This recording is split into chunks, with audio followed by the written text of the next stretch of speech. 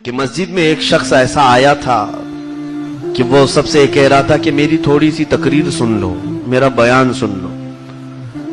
تو لوگ کہاں کس کا بیان سننے کے لیے بیٹھتے ہیں نمازوں کے بعد. اس بزرگ نے لوگوں کو بٹھایا کہ اس کا واقعہ حقیقت کا ہے، ذرا سن کے چلے جانا. جب امام کی گرجدار آواز آئی تو لوگ بیٹھ گئے، ورنہ کس کا کون سنتے ہیں. دیکھنے میں ایک فقیر آدمی دکھ رہا تھا جو آیا ہوا ہے. وہ کھڑا ہوا اور کہا، اے میرے دوستو، میں اپنی زندگی کی حقیقت بتانے تمہارے سامنے آیا ہوں. میں اپنی زندگی کی ایک حقیقت تمہیں سنانے کے لیے آیا ہوں. اے میرے عزیزو، اس واقعے کو صرف میں اس لیے نقل کر رہا ہوں شاید ہمارے بچوں کو عبرت مل جائے. وہ فقیر کھڑا ہوا جس کا چہرہ دیکھنے میں لگ رہا تھا کہ کوئی مفلس اور غریب آدمی. کھڑے ہو کر کے اس نے بیان کرنا شروع کیا کہ میں بکریاں چرایا کرتا تھا. آج سے چند دنوں پہلے یا چند مہینوں یا سالوں پہلے بکریاں لے کر میں جنگل کی طرف پہنچا.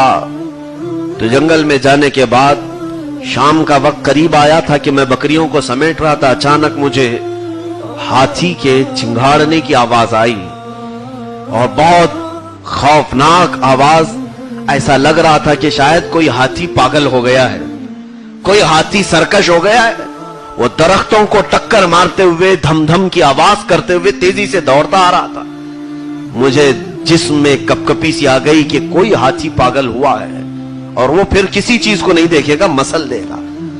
حیرت کی جب آنکھیں میری پھٹی رہ گئی جب میں نے دیکھا ہاتھی میری طرف بڑھتا ہوا آ رہا ہے. وہ اتنا خطرناک اور بہت بھاری جسم کا ہاتھی تھا. تو میں بچ بچاتے ساری بکریاں چھوڑ کر بھاگنے لگا کہ میں کوئی پناہ ڈھونڈ لوں. ظاہر سی بات ہے کوئی درخت باقی نہیں رہتا اس ہاتھی کے ہاتھ میں. وہ اپنی سونڈ سے درختوں کو اپنا لقمہ بنا رہا تھا. درخت پر چڑھنے کو تو میں نے عافیت نہیں سمجھی، دوڑتا رہا اور پکارتا رہا کہ مجھے کوئی پناہ مل جائے، کوئی پناہ مل جائے. اسی اثنا میں ایک چھوٹی سی عمارت مجھے دکھی، گنبد ٹائپ کی. ایسا لگتا تھا کہ اس کے اندر کوئی قبر ہوگی، پرانے زمانے میں کسی کی قبر بنائی گئی ہوگی اندر. تو میں اس میں اندر داخل ہو گیا تو دروازے بہت چھوٹے سے تھے، کھڑکی ٹائپ کے. اندر اندھیرا اور حقیقت میں وہاں ایک قبر تھی، قبر موجود تھی. وہ ہاتھی دوڑاتا ہوا وہاں تک پہنچ گیا اور جب وہ اندر داخل نہیں ہو سکتا تھا، چھوٹے سے دروازے تھے، تو اس نے اپنی سونڈ اندر داخل کی. مجھے پکڑنے کے لیے یا مجھے روندنے کے لیے اس دروازے کے اندر سے سونڈ داخل کیا اور اس کی سونڈ خالی صرف مجھے ٹکراتی تھی تو میرا جسم پورا ہل جاتا تھا. بچ بچاتے میں کسی کنارے، دیوار کے کنارے چھپا رہا اندر کے اس کبے میں، اس چھوٹی سی عمارت میں. اچانک دیکھا میں کہ قبر سے کچھ بچھو نکل آئے اور اتنے خطرناک بچھو تھے کہ وہ بچھو رینگتے ہوئے، ظاہر سی بات ہے بچھو اڑتا نہیں، دیواروں پر آنے لگے. میں نے دیکھ لیا کہ یہ بچھو ڈنک مار سکتا ہے. اب میرے پاس بچنے کی کوئی صورت نہیں تھی. ایک طرف باہر ہاتھی ہے اور یہاں بچھو نکلے ہوئے ہیں. اس گنبد سے ایک چین لٹک رہی تھی، زنجیر. میں اس سے لٹک گیا اور اپنے آپ کو بچا رہا تھا. اسی اثنا میں نے دیکھا کہ ہاتھی کی سونڈ کو ایک بچھو نے ڈنک مارا. دیوار پر چلتے ہوئے ایک بچھو نے ہاتھی کو ڈنک مارا جس سے ہاتھی فی الفور مر گیا، ختم، باہر مر گیا اور اس کی سونڈ بھی باہر پڑی تھی. ایسے مرا کہ اس کی سانسیں بھی نہیں سنائی دے رہی تھی، کچھ بھی نہیں.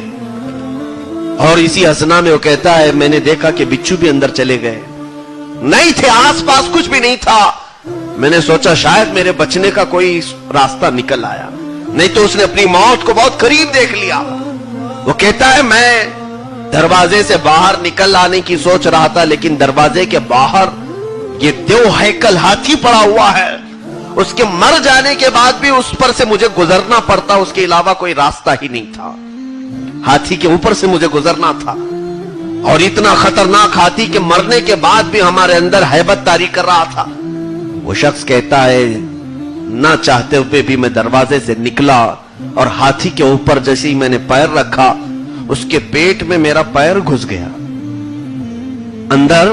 وہ ہاتھی گل گیا تھا اندر سے، پیر اندر گیا، میں نے پیر باہر نکالا तो मेरे पैर का गोश्त पूरा खत्म हो चुका था, और उसी तरह मैं लंगड़ाते हुए बाहर किसी तरह निकल आया और बच गया।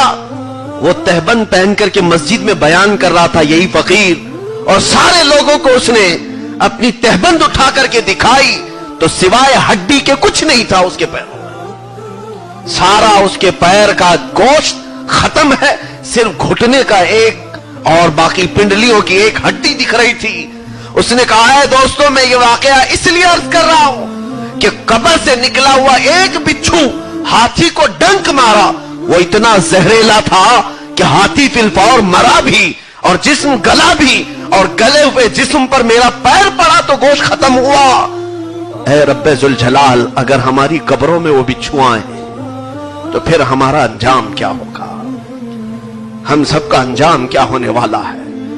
और वो कहता है दोस्तों, शायद मुझे रब तबारक व तआला ने कोई पैगाम देने के लिए इस वाक़े को मेरे सामने फरमाया होगा कि मुझे इबरत बना करके तुम्हारे सामने पहुंचाया है।